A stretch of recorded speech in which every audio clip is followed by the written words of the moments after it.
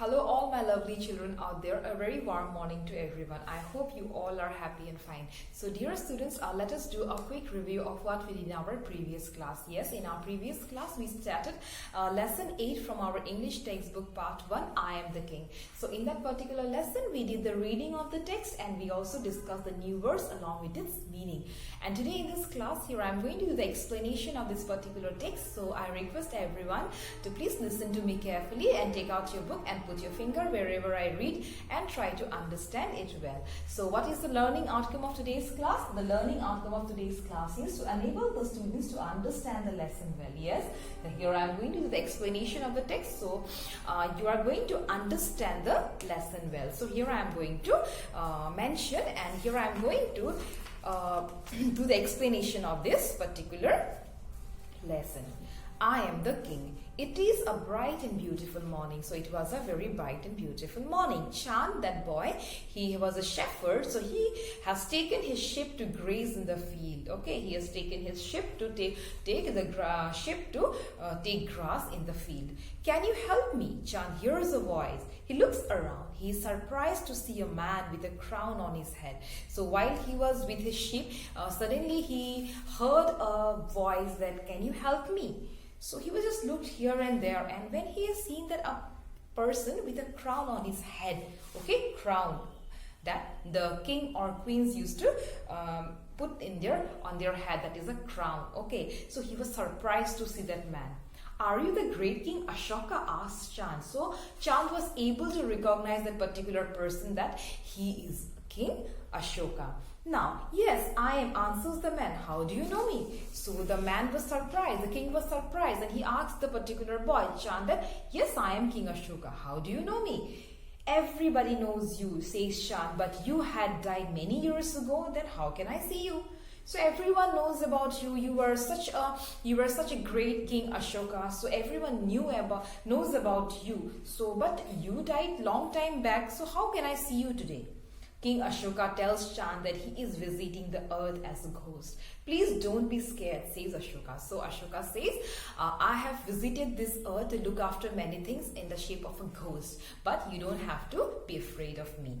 The king asks Chand to show him the way to the forest. Chand agrees. On the way, the king Ashoka tells Chand many stories about his life. He describes how he once saved himself from a lion with just a wooden rod. That means, so the king requested Chand, please show me the way to the forest. He wants to go through the forest. So Chand took him to the forest, and while going, Ashoka shared the beautiful stories of his life with Chand.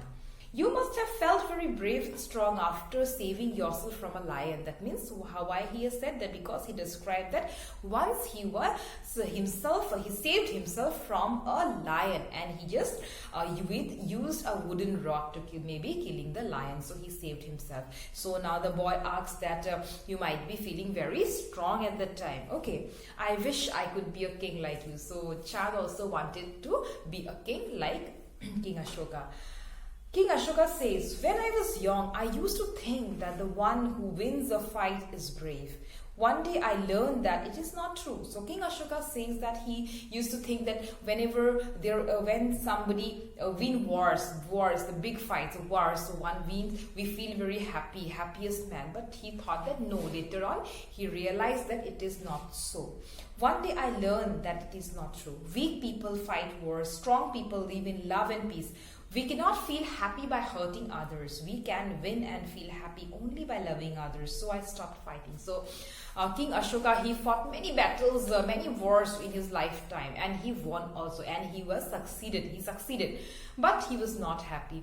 But later on he realized that what happened by winning and by hurting somebody, it is not the real success. Okay, by hurting someone, by giving somebody some sadness, by hurting somebody with some cruel activities, it is not happiness. So when we give some happiness to others, when we give something good to others, so that is the real happiness. Now he said, Chand thinks about it. The king is right. Chand agrees that he always feels bad after fighting, even he wins. So Chand also agreed to whatever King Ashoka said. Suddenly Chand wakes up and realizes that, oh, it was a dream. But he promises himself that he will not fight, he will become a real king. So actually when Chand suddenly he wakes up and he has realized that actually it was a dream, it was not a reality. Okay, but Chand has learned from that dream that yes, we should be happy by giving happiness to others, not by winning some fights, winning some wars and hurting people. All right, so my dear student, this is all about the beautiful chapter about Chand and Ashoka. So what we have learned, what is the moral of this particular story? Yes, the moral of this particular story is what?